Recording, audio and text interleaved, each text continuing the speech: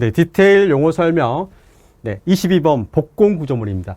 자, 별표 3개짜리죠. 복공 구조물. 복공 구조물 같은 경우는 평면적인 이런 건물을 연결하는 복공 구조물이 있고 다리 역할을 하기 때문에 네, 비정형 건축물 같은 경우는 호이스트 부분을 연결시켜주는 그런 것들도 복공 구조물이 될 수가 있습니다. 대표적으로 제2롯데월드가 커먼타워 플러스 복공 구조물로 구성이 되어 있죠. 자, 복공 구조물은 시설과 기능으로 되어 있기 때문에 우리가 가장 핵심 단어, 정의에서 가장 큰 핵심 단어는 뭐냐면 WWH예요. 제일 먼저 무엇으로 할 거냐인데, 자, 여기 보시면 빗금쳐져 있는 부분들이 있어요. 이게 바로 뭐예요? 복공판입니다. 그래서 왼쪽에 보시면 네, 작업 지반이라는 거죠. 그러니까 작업을 할 수 있는 이 바닥 지반이에요. 그거를 복공판으로 하겠다는 거고요. 이 건물을 이어주기 때문에 네, 브리지 역할을 하죠. 그래서 브리지 역할을 하고 작업 지반이 Y가 되겠죠. 왜 할까? 연결을 시켜준다.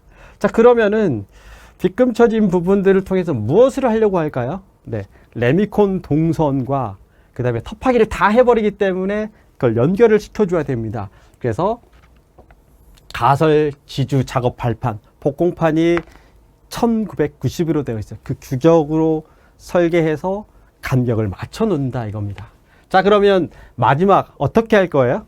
연결하는 겁니다. 자, 4개 동을 연결을 했죠. 자, 이건 이제 포스코 더 스타시티 현장입니다. 지금 현재 서울 오세훈 서울시장이 이제 살고 있는 건대 포스코 더 스타시티 내용입니다. 평면적인 부분이고요. 출입구가 총 4개로 구성이 되어 있습니다. 그리고 전체 터파기를 했기 때문에 주차 시설이 되는 부분들, 그러니까 코아선행 이외의 부분들 같은 경우는 네, 밑에서 작업을 하고 건물들을 상호 연결시켜서 레미콘 콘크리트를 탓을 할 수 있게끔 그렇게 계획이 되어 있습니다. 자, 그러면 뒤로 넘겨서 자, 궁금한 부분은 네, KCS 214510을 보시고요. 구조 부분에 궁금한 부분은 KDS 214500 보시면 되겠습니다. 그 좌측에 네, 가장 중요한 게 이제 기준인데 여러분들 정하중 시험과 BPN 시험을 알고 있어야 돼요. 그래서 자, 한번 넘겨서 한번 볼게요. 제일 먼저 보아야 될 게 설계 검토를 해야 되는데, 자, 설계 검토에서 가장 중요한 건 당연히 하중 검토죠. 하중 검토를 할 때 우리가 뭘 봐야 되냐면요, 이 후륜 하중을 가지고 보는데 이 복공판 하나에 1990입니다. 그리고 얘를 이어주는 받침 주형보가 있어요. 그 밑에 나와 있는 이 주형보인데 뒤로 넘기시면요, 자, 규격을 한번 줄여서 보겠습니다. 자, 평면 구조 먼저 보셔야 돼요. 자, 여기는 지금 우리 학원, 자, 한솔 아카데미가 있고요. 양재역이 있죠. 앞에 이제 스테이 77한 현장인데 코너 스트러트가 있어요. 그리고 주출입구가 2개가 있는데 게이트 1이 주출입구고 게이트 2는 터파기 용입니다. 터파기가 끝나고 나면 없어질 곳이에요.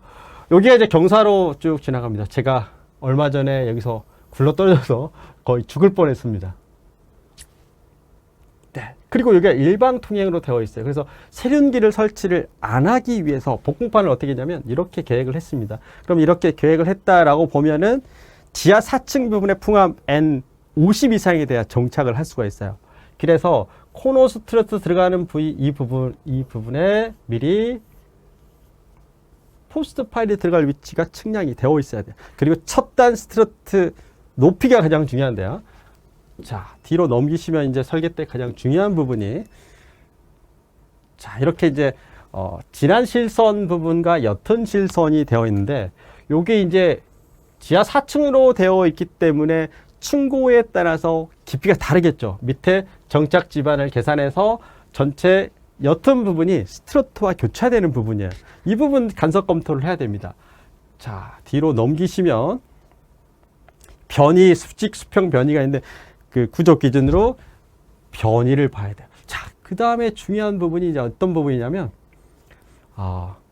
겨울에 되면 우리가 상당히 미끄러워요. 무늬강판 같은 경우는 미끄럽습니다. 그래서 이제 MMA 코팅 칠해요. 이때 이 BPN 저항 치수가 다른데 영국에서 시험을 했다고 해서 브리티시예요. 브리티시. 그래서 이 추가 내려오면서 미끄러지는가 이 저항 여부를 판단을 해줍니다. 자, 이때 MMA 코팅과 일반 코팅 복공판이 달라요. 그래서 일반 복공판은 35에서 50 bpm이고 MMA 코팅 복공판은 60에서 70 bpm입니다. 그래서 수분 시 미끄럼 방지를 위한 조치를 해야 됩니다. 두 번째는 경사가 6분의 1 이하로 해야 돼요. 그래야 내려갈 때 하중이 덜커덩하면서 작용하지 않도록, 이게 가장 또 중요한 부분입니다. 자, 그 다음에 복공판 하나하나에 정하중 시험을 하게끔 되어 있는데, 자, 여기 보시면 일축 압축 강도로 정하중 시험을 해요. 이 가장 중요한 부분입니다.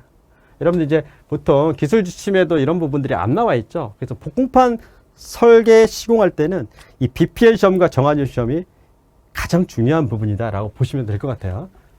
자, 그리고 앞으로 한번 보도록 하겠습니다. 여러분들 그림은, 주영보 그림은 그려주셔야 돼요. 왜? 이 주영보 높이에 따라서 일단 스트러트가 결정이 돼요. 자, 이쪽에 보시면 제이롯데올드, 네, 가운데 중심 부분 빼놓고 복공판이 되어 있고요. 그 다음에 밑으로 지하로 내려가는 연결 복공판이 따로 있죠. 자, 그 다음에 지금 여기 우리 학원 앞에 있는 현장, 코너스트러트 앞에 가운데 포스트 파일이 지지를 하고 있어요. 그리고 지하 2층까지는 포크레인으로 이렇게 텐짜리로 파다가 지하 2층 밑으로는 대합 껍데기 크렘쉘로 팝니다. 그래서 뒤쪽으로 공간이 협소하기 때문에 복공 구조물 하지 않으면 공사를 할 수 없는 곳이다 라고 보시면 될 것 같아요. 되게 복잡해 보이지만 이 주영보 사이즈에 맞춰서 계획을 하시면 그렇게 어려운 일이 아닙니다. 자, 그 다음에 이제 중요한 게 단면, 이런 것들은 크게 중요하지 않아요. 이 단면 그림 그리는 건요. 자, 그 다음 뒤로 한번 넘어가 보겠습니다. 자, 제가 설명 안 하는 거 마지막에 이제 보시면 요즘에 이제 IoT 기술이 있기 때문에 복공판의 경우에는 하중이 계속해서 교본 하중이 이렇게 발생을 하게 되어 있습니다. 덤프 트럭도 올라타고 크램쉘도 이동을 하기 때문에, 그래서 이 작용하는 치마 여부를 늘 확인을 해야 돼요. 그래서 IoT 기술을 이용해서 이 센서가 작동을 하게 되면 휴대폰으로 바로 알림이 와서 혹시 문제가 될 수 있는 좌굴 부분에 염려가 있나 점검을 항상 할 수 있게끔 이렇게 관리를 했으면 좀 더 좋다라고 보시면 될 것 같아요. 그래서 용어로 만약에 출제되면요, 앞으로 가볼까요? 여러분, 용어로 출제되면 복공 구조물 같은 경우는 가장 중요한 게 배치 계획이니까 평면도를 통해서 그림을 그리시면 되겠고요. 만약에 서술로 출제가 된다라고 하면 평단면을 같이 그려주셔야 되는데, 다음에 이 상세보다 더 중요한 건 뒤쪽에 여기 전체 스트러터와 간섭 여부가 핵심 키워드가 됩니다. 그래서 복공 구조물이 영어로 나오느냐 서술로 나오느냐에 따라서 작성 기법을 조금 달리 하셔야 될 것 같아요. 오늘은 이제 용어 설명은 간단하게 샘플이니까 뭐 간단하게 이렇게 가겠고요.